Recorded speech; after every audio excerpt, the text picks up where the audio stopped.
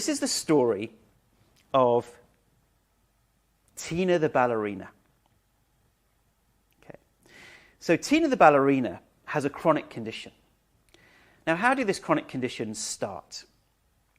Well, often our reactivity to our environment, the factory setting of our brain, is influenced in the womb. So if our mother was quite stressed or anxious whilst we were during the gestation period, then that can influence our amygdalas, the parts of our brain that causes these anxious reactions, or the reactivity of our brain. And then even the birth experience itself. So Tina's birth experience was impacted by what happened during those few moments, or sometimes it can last for hours. And that can influence her brain and how reactive her brain is. And of course, the most influential time is the first 5 years of life.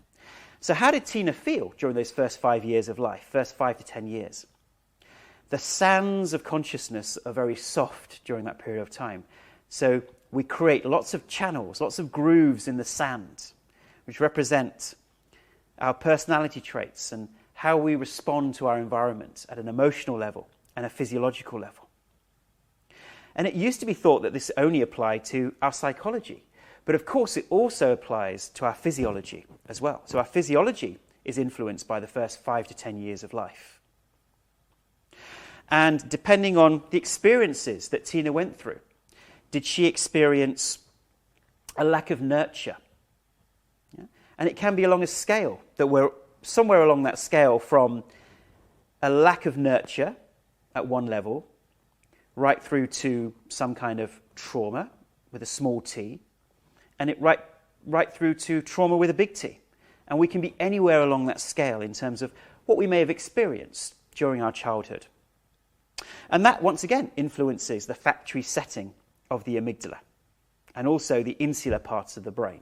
So these two parts of the brain that we believe get over-triggered in these conditions. The amygdala is mainly responsible for your nervous system reactivity, and your insula is responsible for some of the immune system conditioning and learning and the overreactivity of your immune system. So as Tina grows up, her nervous system and immune system is primed to over-defend. And not just over-defend emotionally, but also physiologically and also the immune system. Because in modern medicine, we often differentiate these areas. If you go to a hospital, there'll be a separate immunology department over here, a separate psychology department over here. Right? They're all separate. But the body and the brain make no differentiation. They simply say, what do we need to do to defend and survive and pass on our genes to the next generation? And so her factory setting is affected by all of these different experiences. Now, once Tina becomes an adult, let's say she gets some kind of physical insult. Yes, and in medical terms, that means some kind of physical injury or a biological threat that comes her way.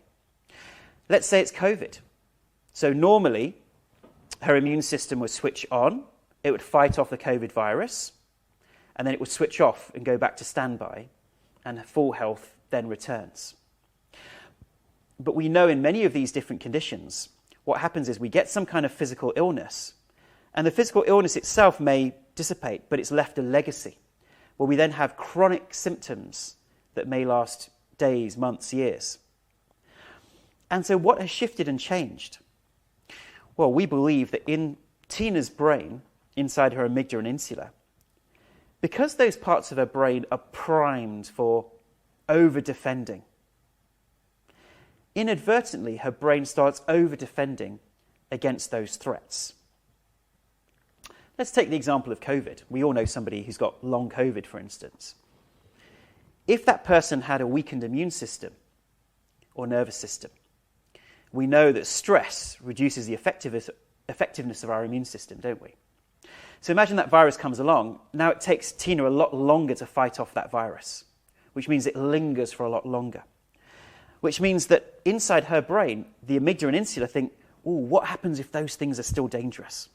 What happens if those symptoms in her body mean that the virus is still present? Well, we think survival is number one, so we're going to keep stimulating the immune system and nervous system. And guess what? She stimulates her nervous system and immune system, which causes physical symptoms in her body. But because her brain is now in this magnified threat response, those symptoms loop back to a hypersensitive, hypervigilant brain. And her brain says, I think I'm still in danger. And look at all these symptoms I'm experiencing. Perhaps I am still in danger. And then triggers her immune system and nervous system, which creates the symptoms. The symptoms double back to a hypervigilant brain. And guess what? She's caught in that vicious cycle. So this is how we have the perpetuation of long COVID, ME and chronic fatigue syndrome, fibromyalgia, pain syndromes, where the pain systems and pain networks have become hyper-aroused. And this is also relevant for sensitivity reactions like food sensitivities, mold illness, mast cell activation. In a similar way, Tina's immune system and nervous system has reacted to those environmental toxins, or those foods, and has created that reactivity. And at some point in time, perhaps she did experience mold, which was very dangerous at that point in time. So her brain learned this mold is dangerous. So 100% mold created a 100% reaction. But because her brain is efficient, now just 5% of a mold exposure creates a 100% reaction. So the brain itself can become hyper-reactive and defensive against even small amounts of what it previously perceived as dangerous. And so Tina thinks, gosh, this whole journey, now I see all the jigsaw pieces coming together of how my childhood is linked to the reactivity of my brain, and now how that's linked to getting chronic conditions. And we know that people who've had these past adverse childhood experiences are 3 to 4 times more likely to have this conditioning in the brain, and these types of conditions occur, because it's all linked to the sensitivity of those brain structures. You might say, what do we do with that?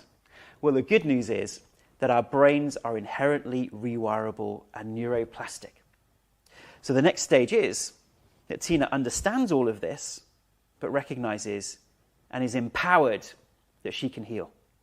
And so she then retrains her brain. She retrains these parts of her unconscious brain, the amygdala, the insula, that she isn't in that dangerous environment anymore, and that we can stand down. She tells the soldiers to stand down, and then health returns. Okay? So that is the journey, and that is a very simple explanation of how these conditions occur and what brain retraining actually is.